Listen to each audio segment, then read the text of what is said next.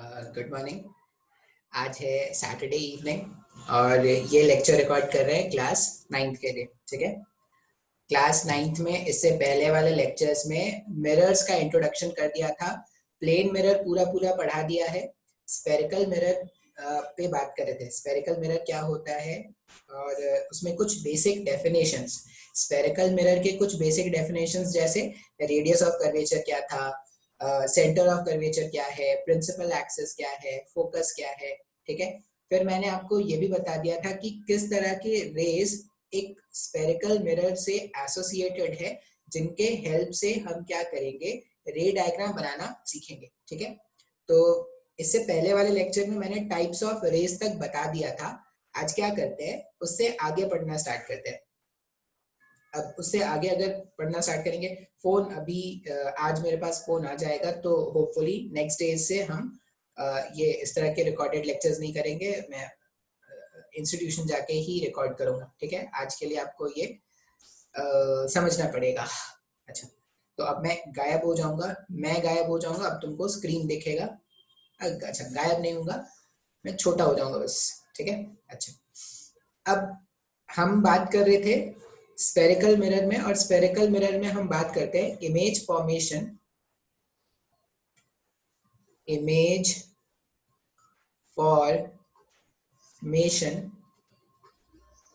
Formation due to concave mirror. ठीक है, concave mirror के कारण जो इमेज फॉर्म होते हैं उनके बारे में हमें क्या करना है, बात करना है। अब यहाँ पर अगर मैं स्टार्ट करूं तो मेरे पास क्या होगा, कॉनकेव मिरर का मतलब हो गया कुछ इस तरह का मिरर।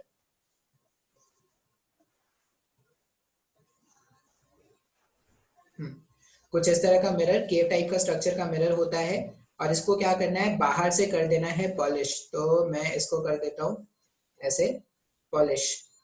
बाहर से मैंने क्या कर दिया, पॉलिशिंग कर दी। पॉलिशिंग करनी बहुत जरूरी है, अगर आप पॉलिश नहीं करोगे तो रेज आर पार चले जाएंगे। और ये बना देते हैं इसका प्रिंसिपल एक्सिस। ठीक है, जो जो इंफॉर्मेशन पता है वो तो बना ही देंगे ना। ये जो सेंटर है, सेंटर को हम क्या बोलते हैं, सेंटर इज नोन एज पोल। ये सेंटर को हमने पोल बोला था।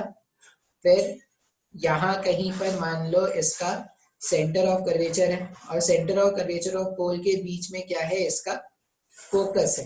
ठीक है, अच्छा, ये मिरर है, यहाँ से यहाँ तक का जो लेंथ होता है ना, ये जो डॉटेड डॉटेड में बना रहा हूँ, ये होता है मिरर का अपर्चर। इसका अपने को काम इतना नहीं पड़ता अभी। ये जो इमेजिनरी लाइन है इसे हम क्या बोलते हैं, प्रिंसिपल एक्सिस। अब सबसे पहला केस हम क्या करेंगे, इसमें हमारे पास अलग अलग केसेस आएंगे। सबसे पहला केस हम देखते हैं, when object is placed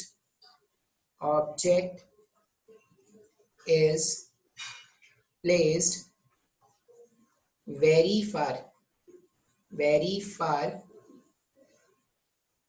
from the mirror। ठीक है, जो ऑब्जेक्ट है वो मिरर से बहुत दूर रखा है।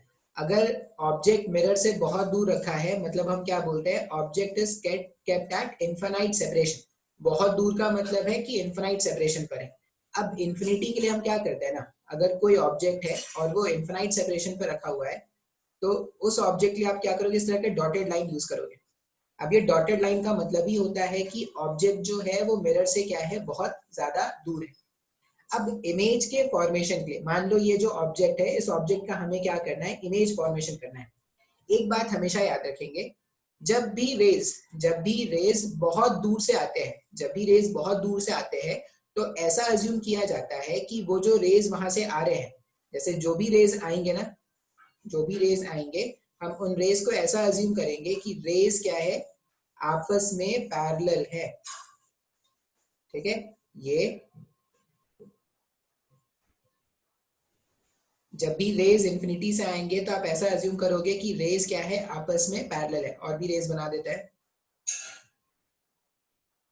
इस तरह से क्या करेंगे, रेज हम दिखाएंगे। अब पैरेलल रेज का मतलब ही यही होता है कि rays are coming from infinite separation, मतलब ऑब्जेक्ट जो है वो क्या है, इन्फिनाइट दूरी पर रखा हुआ है। अब बिना एरोस का रेज इनकम्प्लीट है। तो जब भी आपके पास ऑब्जेक्ट इन्फिनाइट पर रखा होगा, आप ये अज्यूम करोगे कि उसमें से जो रेज आ रहे हैं वो पैरेलल है। अब सिंपल के लिए, आसान डायग्राम के लिए हम ऐसा मान लेते हैं कि ये जो रेज है ना वो पैरेलल टू प्रिंसिपल एक्सिस आ रहे हैं। अब हम क्या जानते हैं, टाइप 1 का जो रेज होता है वो क्या होता था, कोई भी रेज अगर पैरेलल टू प्रिंसिपल एक्सिस होता था तो वो रिफ्लेक्शन करने के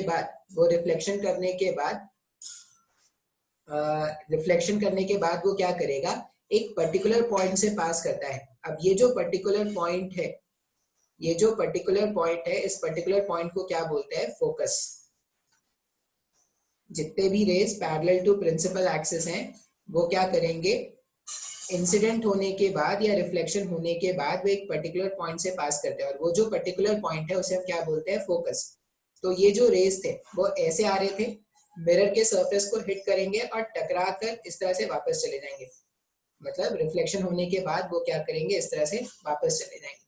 अब अगर आप ध्यान से देखोगे तो ये इंसिडेंट रेज और ये रिफ्लेक्टेड रेज, अब जो भी रिफ्लेक्टेड रेज थे वो इस पॉइंट एफ में आके इंटरसेक्ट कर रहे हैं क्या, इसका मतलब क्या होगा, इस ऑब्जेक्ट का, ये जो ऑब्जेक्ट है ना जो इनफाइनाइट सेपरेशन पे रखा हुआ है, ये जो ऑब्जेक्ट है जो क्या है इनफाइनाइट सेपरेशन पे रखा हुआ है, उसका जो इमेज फॉर्म हो रहा है वो फोकस पे फॉर्म हो रहा है। अब यहाँ पर हमें क्या करना होता है, ये जो ऑब्जेक्ट का इमेज यहाँ पर बना है, ये जो एफ पर ऑब्जेक्ट का इमेज बना है, इसकी कुछ प्रॉपर्टीज लिखते हैं।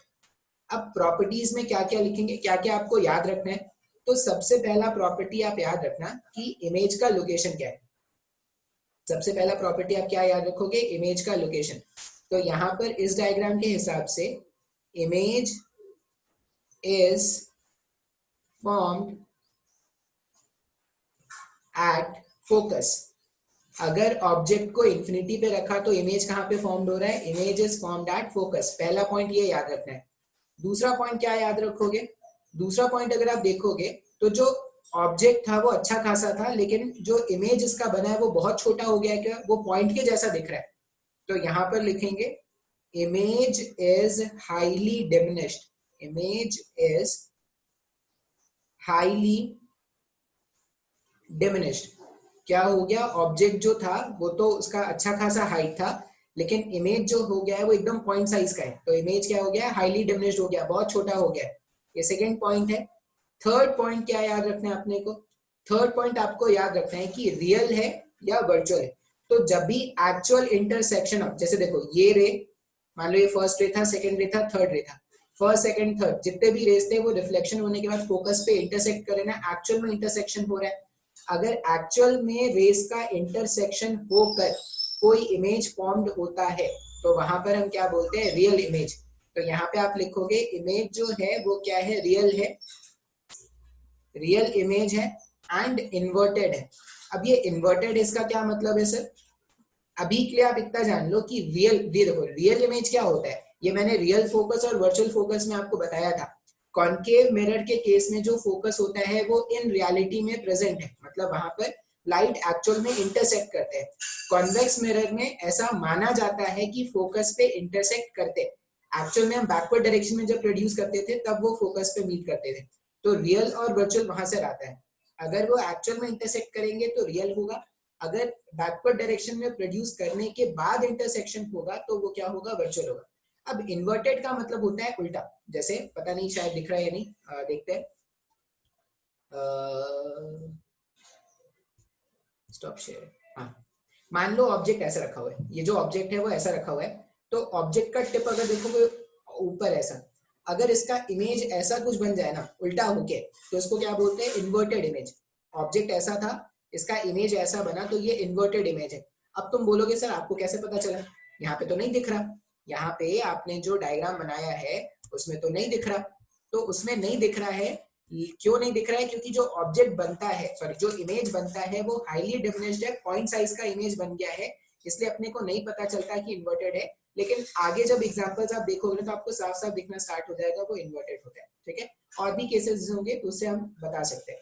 तो आपको क्या क्या याद रखना है, एक तो ये रे डायग्राम याद रखना है कि अगर ऑब्जेक्ट को आपने मिरर से बहुत दूर रखा है, मतलब आपने उसको इनफिनाइट सेपरेशन पे रखा है, जब भी ऑब्जेक्ट को इनफाइनाइट सेपरेशन पे रखते हैं तो उसका जो इमेज है वो फोकस पे फॉर्म होता है और उसकी कुछ प्रॉपर्टीज हैं। अब ये प्रॉपर्टीज आप क्या करोगे, एक एक करके नोट कर लोगे, ठीक है। अच्छा, मैं नेक्स्ट केस देखता हूँ, लेकिन उससे पहले थोड़ा इसको पॉज करते हैं, स्टार्ट करते हैं सेकंड केस। सेकंड केस में क्या करेंगे, अभी ऑब्जेक्ट को क्या रखा था, बहुत दूर रखा था, क्या मिरर से बहुत दूर रखा था ऑब्जेक्ट को। अब ऑब्जेक्ट को मिरर की तरफ पास लाना स्टार्ट करते हैं, और दूर ले जाने का कोई मतलब नहीं। अगर ऑब्जेक्ट इन्फिनिटी पे रखा है तुम इन्फिनिटी से और दूर ले जाओगे तो उसका कोई मतलब नहीं होता है। इन्फिनिटी से अगर इन्फिनाइट डिस्टेंस और आगे भी ले जाओगे तब भी सेपरेशन इन्फिनाइट ही रहता है। तो पास लाते हैं, पास लाके कहाँ रख सकते हैं, तो पास लाके ऑब्जेक्ट जो है, इस ऑब्जेक्ट को हम पास लाकर यहाँ पे रख देते हैं, सेंटर ऑफ कर्वेचर के बियॉन्ड में। तो हमने क्या बोला है, when object is placed beyond centre of curvature, object जो है वो कहाँ पे रखा हुआ है, सेंटर ऑफ कर्वेचर के बियॉन्ड रखा है। अगर अब मान लो ये मेरा ऑब्जेक्ट था, ठीक है, ए बी, ये ऑब्जेक्ट है और अपने को क्या करना है, इसका इमेज बनाना है। अब फिर से इमेज फॉर्मेशन के लिए हम क्या करेंगे, दो रेज मिनिमम चाहिए। इमेज फॉर्मेशन कितने रेज से होता है, अगर कोई पूछेगा कि इमेज फॉर्मेशन कराने के लिए मिनिमम कितने रेज चाहिए, तो दो, मैक्सिमम इन्फिनाइट हो सकते हैं। अब मान लो मैं बोलूं कि मैं ये जो इसका टिप है ना, ये जो बी पॉइंट है, ए और बी वाला जो पॉइंट है, मैं सिर्फ इसका इमेज बनाना चाहता हूँ। मैं पूरे पूरे ऑब्जेक्ट का इमेज नहीं बना रहा, ये जो बी का जो हेड का टिप है बस उसका इमेज बनाना चाहता हूँ। अब उसका इमेज बनाने के लिए हम क्या करते हैं, हम फिर से हम जो टाइप्स ऑफ रेज हमने देखा है उसी का हम हेल्प लेंगे। तो मैं बी वाले पॉइंट से, ये जो पॉइंट ऑब्जेक्ट है ना, उसमें से क्या करता हूँ, एक रे ऐसा निकालता हूँ, रे जो कि क्या है, पैरेलल टू, अरे रे जो क्या है, पैरेलल टू प्रिंसिपल एक्सिस है। मैंने एक रे बनाया और ये रे कैसा था, ये रे जो था वो पैरेलल टू प्रिंसिपल एक्सिस है। हम क्या जानते हैं, कोई भी रे अगर पैरेलल टू प्रिंसिपल एक्सिस है तो वो रिफ्लेक्शन होने के बाद क्या करता है, एक particular point in principle axis से पास करता है, जिसको हम क्या बोलते हैं, फोकस। तो यहाँ पर क्या है, ये आता हुआ इंसिडेंट रे हो गया और ये रिफ्लेक्ट होके जाता हुआ ये क्या हो गया, रिफ्लेक्टेड रे, ठीक है। अच्छा, अब ए बी, यहाँ पे मेरे पास जो ऑब्जेक्ट था या ये था सिनेरियो था, उसमें मैं पॉइंट बी का इमेज बना रहा हूँ सिर्फ, मतलब पॉइंट बी का इमेज बनाएंगे तो पॉइंट बी से ही रेज निकालने हैं, बाकी कहीं से नहीं। ऐसा नहीं कि अगर मैं पॉइंट बी का इमेज बना रहा हूँ और मैं ए से रेज निकालना स्टार्ट कर दूं, ये गलत होता है। मैं चाहता हूँ सिर्फ ये जो पॉइंट है, पॉइंट बी, मुझे सिर्फ उसका इमेज बनाना है। तो मैंने एक रे कैसा लिया, पैरेलल टू प्रिंसिपल एक्सिस, जो टकराने के बाद क्या करेगा, एक पर्टिकुलर पॉइंट से पास करता है, जिसको हम क्या बोलते हैं, फोकस, ठीक है। अच्छा, एक और रे चाहिए। अब एक और रे हम क्या जानते हैं, हम ऐसा भी जानते हैं कि अगर कोई रे फोकस से डायरेक्टली पास होता है, या सेंटर ऑफ कर्वेचर, देखो हम ऐसा भी ले सकते हैं क्या, अगर कोई रे सेंटर ऑफ कर्वेचर से पास होके जाता है, तो ये बनाना पता नहीं मुश्किल होगा, देखता हूँ। अगर कोई रे सेंटर ऑफ कर्वेचर से, पागल क्यों हो रहा है, कोई रे अगर सेंटर ऑफ कर्वेचर से पास होता है तो जैसा वो आएगा मिरर को, जैसा वो हिट करता है वैसा ही टकरा के वापस चला जाता है। क्या मान लो ऐसा आया था और रिफ्लेक्ट होने के बाद वो ऐसा ही वापस चला जाएगा, इस डायरेक्शन में वो क्या करेगा, ऐसा वापस चला जाएगा। तो यहाँ पर हमने क्या देखा कि मेरे पास दो रेस थे, एक रे हमने क्या लिया, पॉइंट बी से लिया जो पैरेलल टू प्रिंसिपल एक्सिस था, और टकराने के बाद एक पर्टिकुलर पॉइंट से पास हो रहा है, और ये जो पर्टिकुलर पॉइंट से पास हुआ इसको हमने क्या बोला, फोकस, ठीक है। अब ये फोकस से पास होकर ऐसा चला गया। दूसरा जो हमने रे लिया वो दूसरा रे कैसा था, ये पॉइंट बी से पास हो रहा था और पॉइंट बी से होता हुआ सेंटर ऑफ कर्वेचर तक गया। अब कोई भी रे जो सेंटर ऑफ कर्वेचर से पास होता है वो रिफ्लेक्शन होने के बाद वापस उसी पाथ पर रिट्रेस करके चला जाता है। तो ये आता हुआ इंसिडेंट रे था और टकरा के वापस ऐसा चला गया। अब अगर आप ध्यान से देखोगे तो पॉइंट बी का एक इमेज यहाँ पर बन गया। पॉइंट बी से रेज निकल रहे थे तो पॉइंट बी का एक इमेज यहाँ पर बन गया, इसको मैं बोल देता हूँ बी डैश। पॉइंट बी का एक इमेज बन गया, इसको मैं क्या बोल देता हूँ, बी डैश। ठीक है, इस वाले पॉइंट को मैंने बोल दिया बी डैश। अच्छा, उसी तरह अगर मैं यहाँ पर पॉइंट लेके इमेज बनाता, यहाँ पर पॉइंट लेके इमेज बनाता, तो सब जो इमेजेस बनते जाते हैं ना, सारे ऑब्जेक्ट्स के जो इमेजेस बनते जाते हैं वो इधर ऐसे अरेंज होते जाते हैं इस तरह से ऐसे। इसका मतलब क्या है कि बी जो ऑब्जेक्ट था, बी जो ऑब्जेक्ट है उसका इमेज बी डैश इधर बन गया, और ए जो ऑब्जेक्ट है उसका इमेज यहाँ पे बन जाएगा। तो ये ए डैश बी डैश हमारा क्या हो जाएगा, इमेज हो जाएगा। ये जो ए डैश बी डैश है वो हमारा क्या हो गया, इमेज हो गया। अब पहले तो आपको ये रे डायग्राम समझना है, फिर आपको क्या करना है, इमेज की प्रॉपर्टीज लिखनी है। तो सबसे पहला प्रॉपर्टी हम क्या लिखते हैं कि इमेज कहाँ पर फॉर्म हुआ। तो अगर आप देखोगे तो सेंटर ऑफ कर्वेचर और फोकस के बीच में इमेज फॉर्म हुआ है क्या, तो हम क्या लिखेंगे, image is formed, image is formed between centre of curvature and focus. Image जो है वो सेंटर ऑफ कर्वेचर और फोकस के बीच में फॉर्म हुआ है। ये मैं पहला पॉइंट लिखूंगा।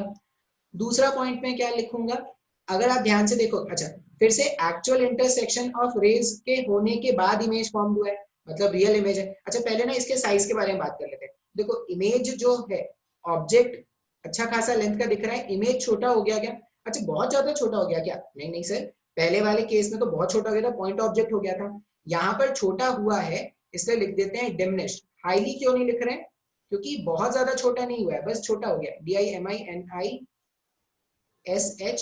डिमिनिश्ड।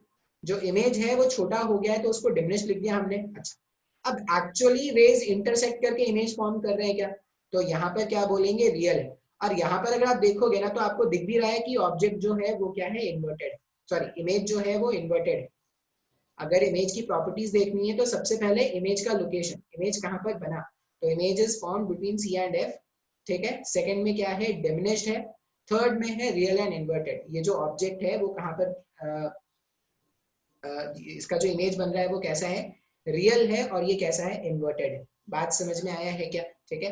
तो इतनी बातें आपको क्या करनी है, याद रखनी है। स्टार्टिंग स्टार्टिंग में ना प्रॉब्लम होता है रे डायग्राम बनाने में, तो रे डायग्राम अच्छे से याद तभी रह पाएगा जब आपको टाइप्स ऑफ रेज याद रहेंगे।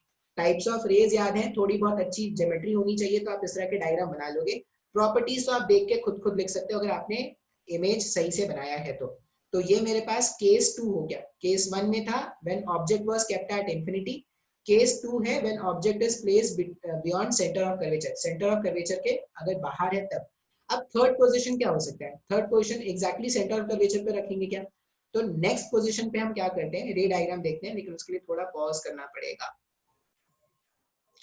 नेक्स्ट केस देखते हैं, केस 3, ठीक है।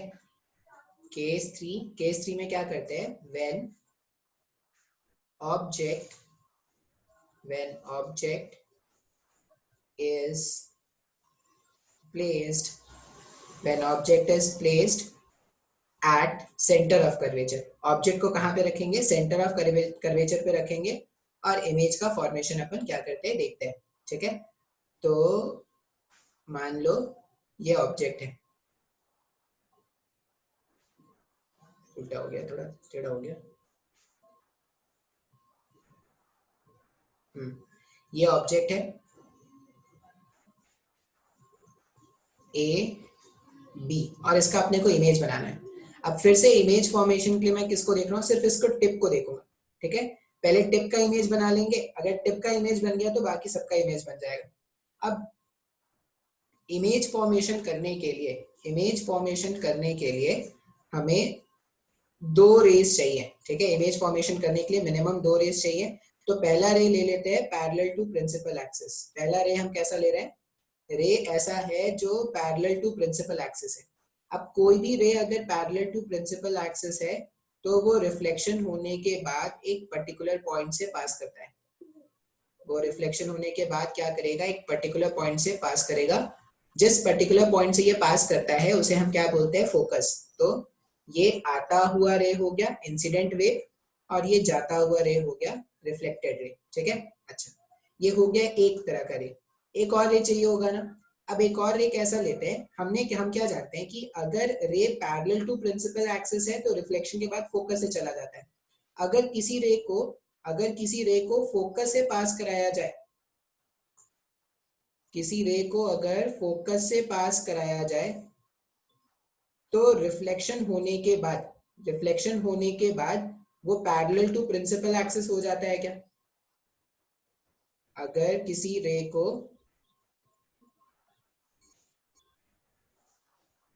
अगर किसी रे को फोकस से पास कराया जाए, ठीक है, फोकस से पास कराया जाए तो रिफ्लेक्शन होने के बाद वो parallel to incident principal axis हो जाता है। अब अगर आप ध्यान से देखोगे तो बी से जो दो रेज मैंने कंसिडर किए हैं वो इस वाले पॉइंट पर आकर इंटरसेक्ट कर रहे हैं क्या? मैं इसको सी वाले पॉइंट को इरेज कर देता हूँ, ये सेंटर ऑफ कर्वेचर वाले पॉइंट को, ये हमारे इस वाले पॉइंट पर इंटरसेक्ट कर रहे हैं। मतलब ये जो बी पॉइंट था इसका एक इमेज यहाँ पर बन गया, तो ये बी डैश हो गया।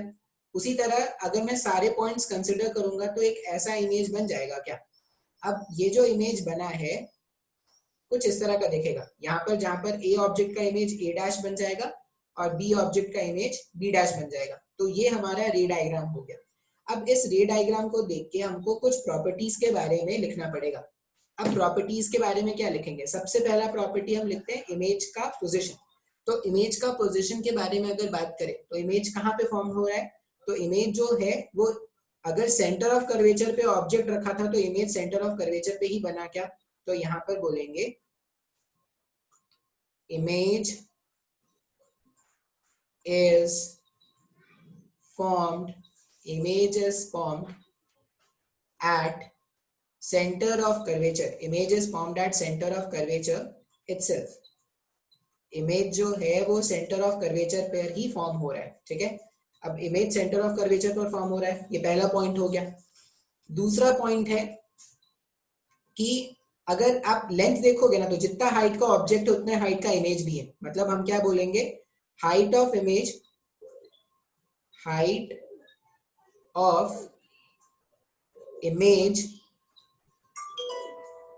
is same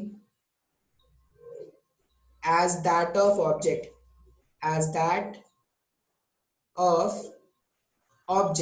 ठीक है। Height of image is same as that of object, ये सेकंड पॉइंट है जो अपने को याद रखना है।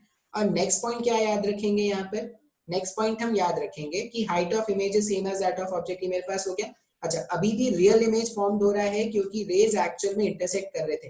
रियल और उल्टा है ये तो दिख भी रहा है, तो रियल एंड इन्वर्टेड इमेज, ठीक है। तो ये मैंने क्या कर दिया, ये मैंने आपको इसकी प्रॉपर्टीज बता दी। तो ये थर्ड केस हो गया। थर्ड केस क्या है? When the object is placed at point C itself. Object जो है अगर वो पॉइंट सी पे रखा हुआ है तो ऐसा कुछ सिनेरियो होगा। अच्छा, अब अगर कोई मुझसे पूछे कि नेक्स्ट पोजीशन क्या होगा सर, अगर देखो मैंने इंफिनिटी से स्टार्ट किया, फिर सेंटर ऑफ कर्वेचर के बियॉन्ड आए, फिर सेंटर ऑफ कर्वेचर पर आ गए, अब सेंटर ऑफ कर्वेचर और फोकस के बीच में आ जाएंगे क्या? तो जो नेक्स्ट पोजीशन होगा उसमें हम क्या करेंगे? सेंटर ऑफ कर्वेचर और फोकस के बीच में आ जाएंगे, ठीक है। बता दूं क्या? बता देता हूं, ठीक है। पहले थोड़ा स्क्रीन पॉज करते हैं। नेक्स्ट केस देखते हैं, केस 4। नेक्स्ट केस कौन सा है? केस 4, ठीक है। केस 4 में क्या बोलेंगे कि ऑब्जेक्ट कहां पे रखा हमने? अब ऑब्जेक्ट को सी और एफ के बीच में रखते हैं। When object is placed between C and F, C और एफ के बीच में ऑब्जेक्ट को रख देते हैं, ठीक है। मान लो ये जो ऑब्जेक्ट है वो यहाँ कहीं पर हमने इस तरह से प्लेस कर दिया, सी और एफ के बीच में, मतलब एग्जैक्टली मिड पॉइंट पे नहीं है, कहीं पे भी आप रख दो, ठीक है। ये ऑब्जेक्ट है ए बी। अब फिर से हमें क्या करना है? इसका इमेज फॉर्मेशन करना है। अब देखो बहुत सारे लोगों को ना यहाँ पर समझ में आ गया होगा कि सर इमेज कैसे बना रहे हैं। अगर समझ में आ गया है तो खुद से ट्राई करेंगे। किसी भी दो तरह का रेज ले लो, जो टाइप ऑफ रेज हमने इससे पहले वाले लेक्चर में पढ़ा था उसमें से कोई भी दो टाइप का रे ले लो और इमेज फॉर्मेशन कर लो, ठीक है। चलो अगर मैं बताऊं पहला टाइप का रे हम कैसा ले रहे हैं? पहला टाइप का रे हम कंसिडर कर रहे हैं ray parallel to principal axis. फिर से मैं किसका इमेज बना रहा हूँ? मैं इमेज बना रहा हूँ सिर्फ ये बी वाले टिप का, मैं पूरे ऑब्जेक्ट का नहीं बना रहा, सिर्फ बी वाले टिप का बना रहा हूँ मैं। तो ये मैंने रे निकाला पैरेलल टू प्रिंसिपल एक्सिस। अब रेज अगर पैरेलल टू प्रिंसिपल एक्सिस हैं तो वो रिफ्लेक्ट होने के बाद, रेज अगर पैरेलल टू प्रिंसिपल एक्सिस हैं तो वो रिफ्लेक्ट होने के बाद एक पर्टिकुलर पॉइंट से पास करते हैं और इस पर्टिकुलर पॉइंट को ही हम क्या बोलते हैं? फोकस। तो फोकस से पास हो गया। एक रे ऐसा हो गया। अच्छा, दूसरा रे हम कैसा लेते हैं? दूसरा रे हम जानते हैं कि कोई भी रे अगर फोकस से पास हो रहा है, कोई भी रे अगर फोकस से पास हो रहा है तो रिफ्लेक्ट होने के बाद वो प्रिंसिपल एक्सिस के पैरेलल हो जाता है क्या? कोई भी रे अगर फोकस से पास हो रहा है तो रिफ्लेक्ट होने के बाद वो क्या होगा? प्रिंसिपल एक्सिस से पैरेलल हो जाएगा। तो ये जो पॉइंट था मेरे पास, बी पॉइंट, इस बी पॉइंट का इमेज यहाँ पर बन गया क्या? B dash. अब अगर बी पॉइंट का इमेज यहाँ पर बन गया तो पूरा पूरा जब आप डायग्राम बनाओगे ना, तो ये पूरा पूरा डायग्राम कुछ ऐसा बनता हुआ दिखेगा आपको। ठीक है, ये पूरा पूरा डायग्राम कुछ ऐसा बनता हुआ दिखेगा। ये बी डैश हो गया और ये क्या हो गया? ए डैश हो गया। अब फिर से हमें क्या करना है? ये जो इमेज फॉर्म हुआ है उसकी प्रॉपर्टी देखनी है। अगर तुमने रे डायग्राम सही से बनाया होगा ना तो तुम प्रॉपर्टी देख के बता सकते हो। प्रॉपर्टीज में अभी कोई प्रॉब्लम नहीं होता है। देखो, चीजों को समझ के याद रखोगे ना तो कोई प्रॉब्लम नहीं है। मैंने देखा है बच्चे क्या कर रहे हैं, याद किए जा रहे, याद किए जा रहे, याद किए जा रहे, इसका कोई सेंस नहीं बनता। आप चीजों को समझ के याद करो, वो ज्यादा बेहतर होता है। अब इसमें अगर मैं लिखूं सबसे पहला पॉइंट, तो इमेज का लोकेशन लिखेंगे। इमेज कहाँ पे फॉर्म हुआ? इमेज इस बार बियॉन्ड सी फॉर्म हुआ क्या? हाँ या ना? इमेज जो है वो सेंटर ऑफ कर्वेचर के बाहर फॉर्म हो रहा है, मतलब बियॉन्ड सी फॉर्म हो गया। ठीक है, सेकेंड पॉइंट क्या लिखेंगे? बियॉन्ड सी हो गया। सेकेंड पॉइंट देखते हैं।